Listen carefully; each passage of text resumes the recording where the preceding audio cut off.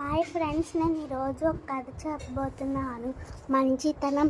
తన కూతురి పెళ్లి కోసం 10 లక్షల రూపాయలు తన అన్నగారైన రాము దగ్గర అప్పుగా తీసుకున్నాడు. ఆ డబ్బు తీసుకుని ఇంటికి బయలుదేరాడు.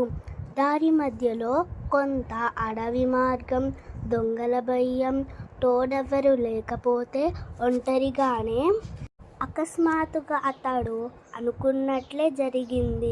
అడవి మధ్యకి రాగానే దొంగలు చుట్టుముట్టారు.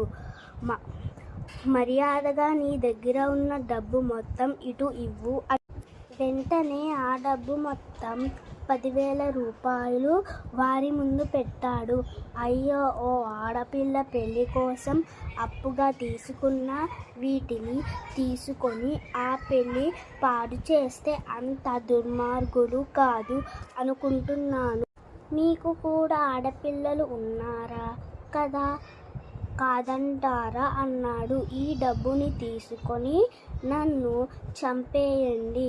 ఆ తరువాత నా కూతురి జీవితం ఏమైనా నేను చూడను కదా అని అన్నాడు. ఈ మాటలు విన్న దొంగలు కనీసం ఒక్కడితోనైనా మంచిగా అనిపించుకోవాలని, సరే వెళ్ళు, ఓ ఆడపిల్ల పెళ్లి చెడగొట్టేంత చెడ్డవాళ్ళము కాదు.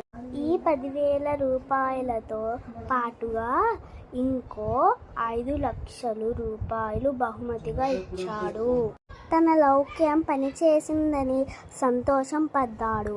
వారి ఇచ్చిన డబ్బు తీసుకుని ఊరు. ఈ కథలో నీతి: మన మంచితనమే మనల్ని ఎప్పుడూ కాపాడుతుంది.